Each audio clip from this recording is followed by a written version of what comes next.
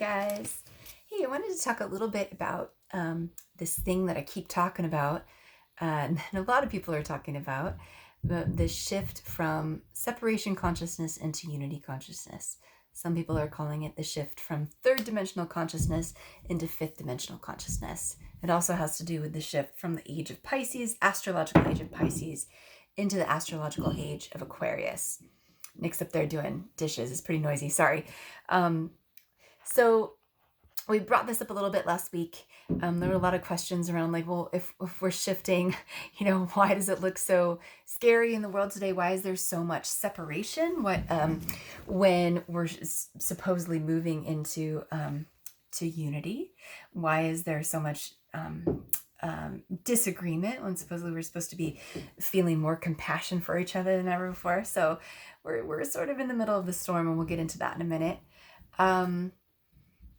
Let's see. People also ask, how do we do this? How do we make this? How do I make sure that I'm a part of this shift? How do I do this individually as well as help the collective shift more smoothly from separation into unity? What if I'm missing the boat? What if I'm not doing enough? Was sort of another feeling. So first thing I want to say is that you're not missing the boat. You are on the boat.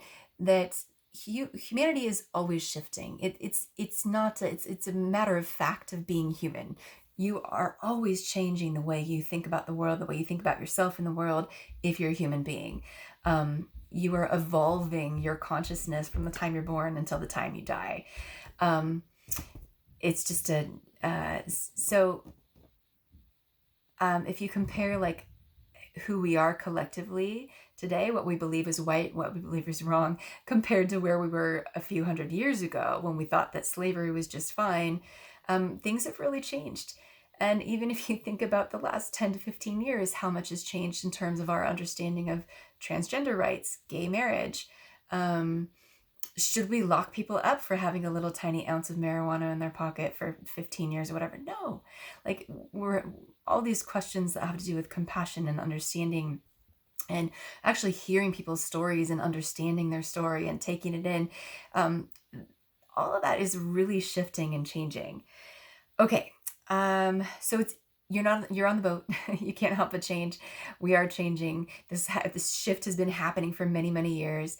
It's just that what's happening right now is that we're being given all sorts of opportunities to make bigger leaps in our shift in consciousness in terms of how we understand ourselves as part of the whole, the fabric of the whole. Part of what needs to happen is that the shadow, both of your individual self and the collective, needs to be brought up to the surface so that we can see it in order to heal it. This is about truth coming to the surface, and truth can hurt. Truth is not always comfortable. If you think about all the things that have been brought to the light in the last several years, from the Catholic Church scandals, Bill Cosby, who saw that coming? Still hurts my heart, guys. Michael Jackson, the Me Too movement and everything going on in Hollywood. God, I feel like it just goes on and on. It's just all this stuff is being brought up to the surface so that we can see it, so that we can heal it. If the darkness is kept in the dark, out of our sight, so that we don't know it's there, then it has the opportunity to run the show. And I feel like that's what's been happening for the last several hundred years. And it is time for that to change. And that's what we're doing right now collectively. And right now it hurts. So we're seeing the Black Lives Matter movement, thank you, is forcing us to listen to each other's stories and actually hear what's been going on for such a huge portion of our population in this country that most of us didn't realize. We didn't know. We didn't realize how bad it was. Maybe it hurt it. It hadn't gone in, and we had never been forced to, for most of us, to actually examine ourselves and look at and see where our own biases are, right? So this is super healing. I mean, for me, I felt a huge shift when all that stuff happened in my own heart. And I think a lot of other people did too. I say that as if it was past tense. I know it's still going on, but I think there's been a big shift for people. All right. Let's see.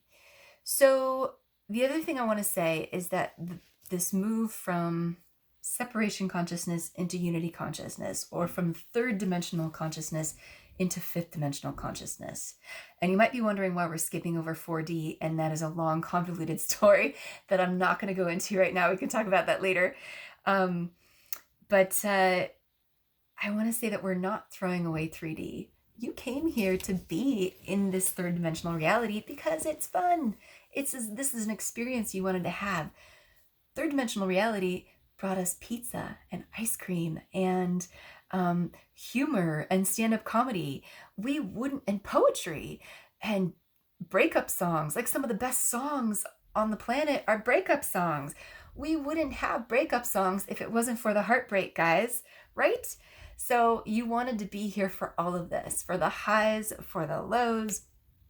Third dimensional consciousness is fine. It's good. Fifth dimensional consciousness is fine. It's great. But what's really awesome, what we're going for, is understanding that we are infinite beings having a very temporary third dimensional experience.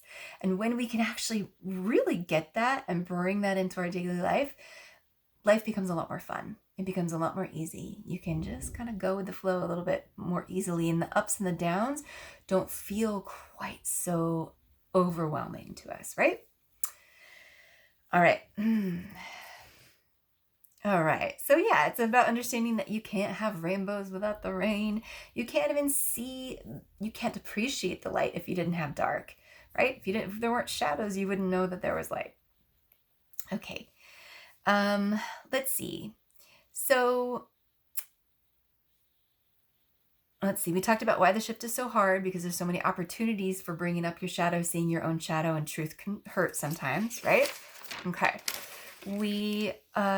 Let's see. So a couple of the features of unity consciousness versus separation consciousness is this shift from seeing the parts to seeing the whole, from seeing one plant, one tree, to seeing the entire ecosystem, from the shift from seeing our evolution as being competition to understanding it as cooperation. And I think a lot of people are starting to understand that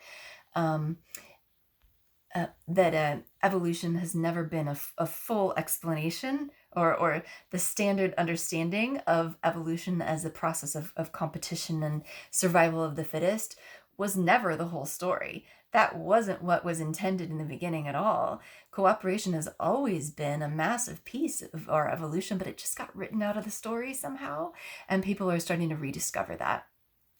And we're shifting from into more compassion and more ability to feel each other and put ourselves in each other's shoes, right?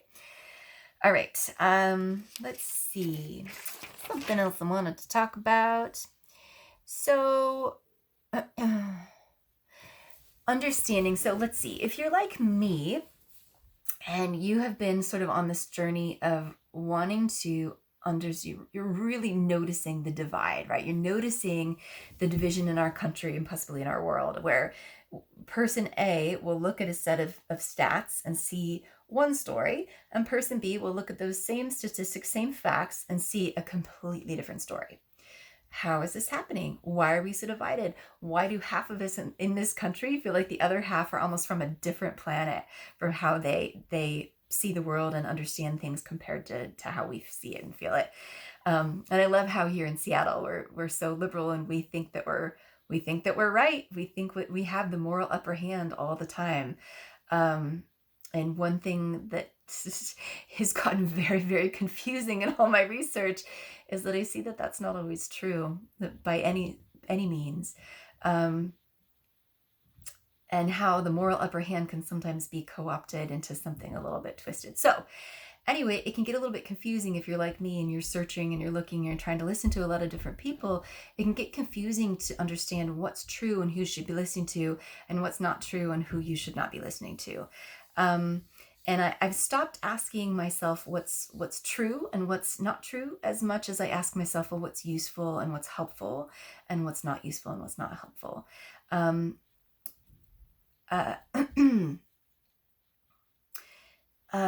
Where did I want to go from there? Yeah. That's just another way to think about it. What's useful? What's useful for bringing clarity, bringing understanding? What's useful for helping you have compassion for under someone else? What's useful for helping you break down the barriers and the walls within yourself? What's useful for helping you see yourself a little bit more clearly in the world? What's useful for helping you feel more empowered and more compassionate, more empowered, more compassionate, more clear, more safe, more happy, more excited about life? Um, is there someone that you listen to regularly, maybe on the news? Maybe there's a show that you watch that when you get done with it, you feel suspicious about people, or you feel like the planet is not a good place to be, or you feel like depressed. Stop listening to those things, because that's not the truth of who you are, and that's not the truth of what's happening on this planet. The truth is there's a very, very small contingent of human beings who are continuing, or might not even be individuals. It's just a small consciousness on this planet that is creating divide, that is benefiting from division. It's benefiting from fear in the collective. And we are right now in this time period that we're on, we're starting to see that more and more, and we're starting to move through that. And that's what's happening. Okay. I think that's all I have to say right now. I'm going to stop yammering on. But thank you for listening, and I hope that you can join me for Monday Night Meditation. Last week was awesome. It felt again like a prayer for the planet. It felt like we were bringing consciousness down from the cosmos and from the sun, and energy and information down from the sun, and bringing it into the planet. And there was sort of a purging of any darkness on the inside of the planet that we're bringing out. So it felt like really big, felt more like a shamanic journey than anything I've ever done. It was really cool, and I'm excited for next Monday. I actually wish that I could work more than I can, but I'm a little limited in my time, and that's okay. Once a week is great. So I hope to see you Monday. And then just remember that we're just doing those Monday sessions through the end of February. And then my 6-week course, Intuitive Self-Healing for Beginners, is beginning on the first week of March. And you can check that out on my website, soulsourcedenergy.com. You can go to backslash classes or backslash offerings. And I'll put the link down below. And I hope to see you there. I only have one spot left in the course that's starting in March, but I'll have another one starting in February, and I'll put those up and get that ready for people to sign up for it. All right, hope to see you soon. Thanks so much. Bye.